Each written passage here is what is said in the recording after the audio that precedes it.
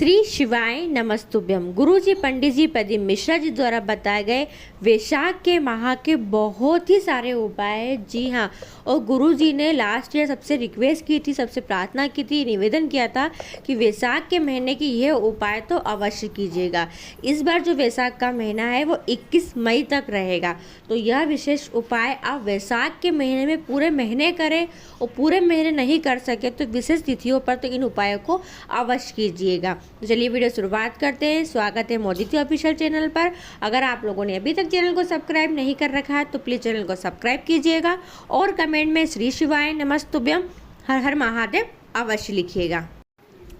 पहला उपाय, यह विशेष मनोकामना पूर्ति उपाय है और वैशाख के महीने में अगर हम यह उपाय नियम से रोज पूरे महीने कर लेते हैं तो आपकी मनोकामना अवश्य पूरी होती ही होती है। और अगर आप नियम से पूरे महीने नहीं कर सके तो जितने भी दिन कर सके वैशाख के माह में अवश्य कीजिएगा।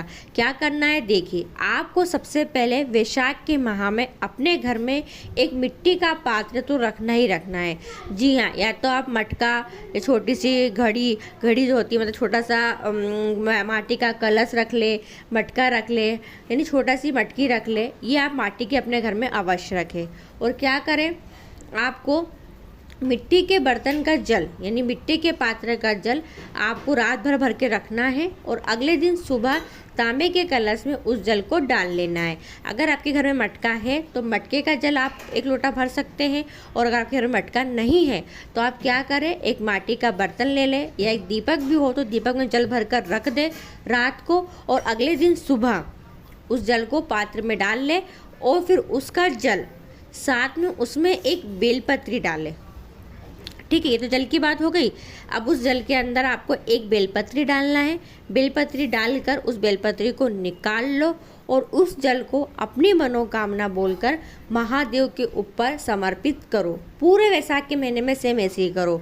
अगर बेलपत्री आपको रोज नहीं मिल सकती है तो जल घर से लेकर जाओ, बाबा के ऊपर बेलपत्री चढ़ी रहेगी, चढ़ी हुई बेलपत्री को उठा लो, उठाकर उस बेलपत्री को धो लो। धोने के बाद अपने पात्र में डाल लो और डालकर उस बेलपत्री को निकाल लो, और उसका जल आपकी जो भी मनोकामना हो, मनोकामना बोलकर जो भी व्यक्ति वैशाख के महीने में बेलपत्री वाला जल समर्पित करता है ना बाबा पर, तो बाबा उसकी मनोकामना बहुत ही जल्दी पूरी करते ही करते। तो ये विशेष वैशाख के माह का मनोकामना पूर्ति उपाय है।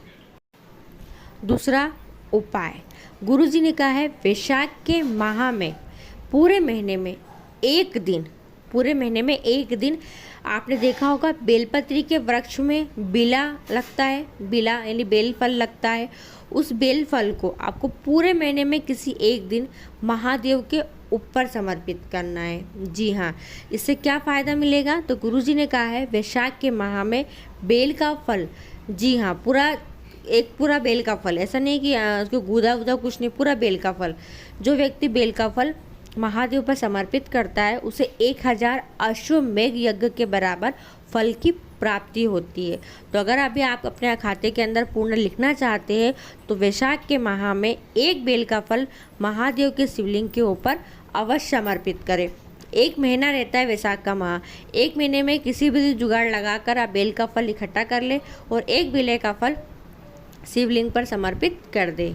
गुरुजी ने यहाँ तक बताया था कि जो बेल फल हम चढ़ाते हैं वैशाख के माह में, उस बेल के फल को आप उठाकर घर ला सकते हो।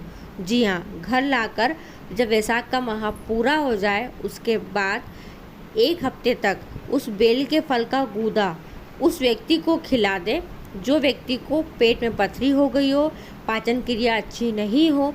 वो व्यक्ति अगर लगातार 1 हफ्ते तक उस बेल फल को खा लेता है ना, जो हमने वैशाख के महीने में चढ़ाया था बेल का फल, तो उसकी पाचन क्रिया अच्छी होती है, पथरी की समस्या समाप्त हो जाती है। तीसरा उपाय, गुरुजी ने कहा था वैशाख के महीने में अगर धन संपदा वैभव को बढ़ाना चाहते हैं,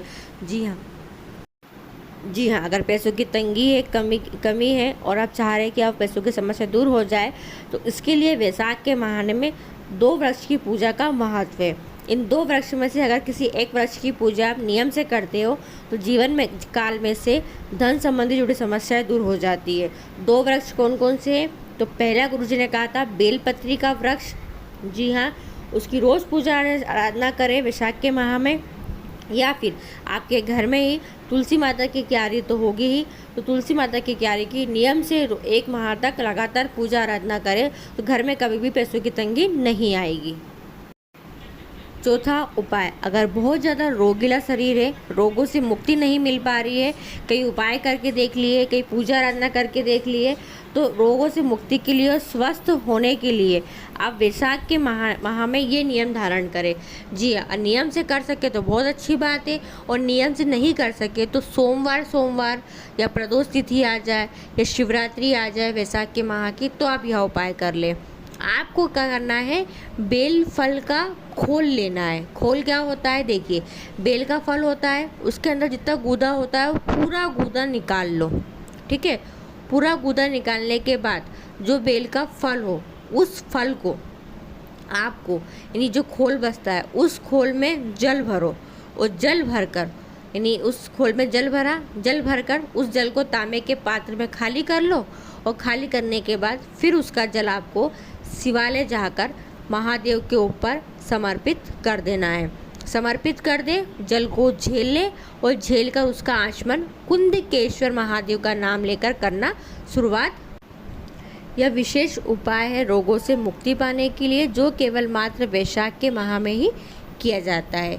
5वां उपाय, घर में सुख शांति समृद्धि बनी रहे, घर में लड़ाई झगड़े कलेश बिल्कुल ना हो, इसके लिए गुरुजी ने बताया था जैसे कि वैशाख के माह में 2 वृक्षों की पूजा का महत्व है, या तो बेलपत्री या फिर तुलसी माता।